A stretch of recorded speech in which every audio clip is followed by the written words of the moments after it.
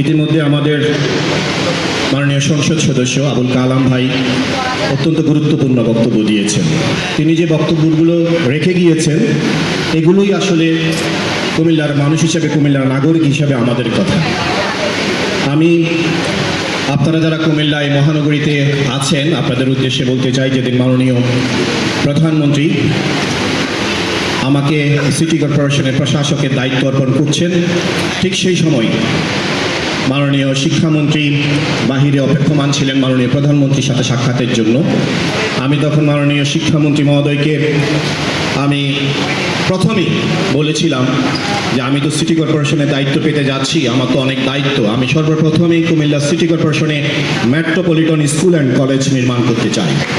তিনি আমাকে আমার পিঠে হাত দিয়ে বলেছেন, তুমি তো আমার কাছে অনেক বড় কিছু চাওনি, তুমি একটি স্কুল অ্যান্ড কলেজ চেয়েছো, সেটি আমি তোমাকে দিয়ে দিব ইনশাল্লাহ। যদি এমপিভুক্ত করতে হয় সেটিও তুমি আমাকে বলবে, সেটিও আমি করে দিব।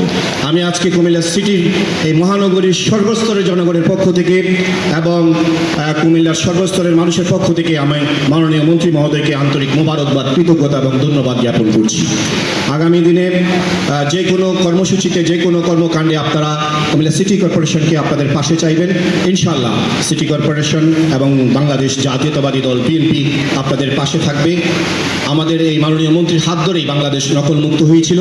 আগামী দিনেও যেহেতু আমাদের এই বিচক্ষণ নেতৃত্ব, দূরদর্শী নেতৃত্বে এসেছে, মন্ত্রণালয়ের দায়িত্ব পেয়েছেন, আমরা প্রত্যাশা করব বাংলাদেশে আর একটি স্টুডেন্টও নকলের আওতায় থাকবে না, সকলেই নকল মুক্ত হবে। এই আশা প্রত্যাশায় সকলের সুস্বাস্থ্য দীর্ঘায়ু কামনা করে আমি আমার সংক্ষিপ্ত বক্তব্য শেষ করছি।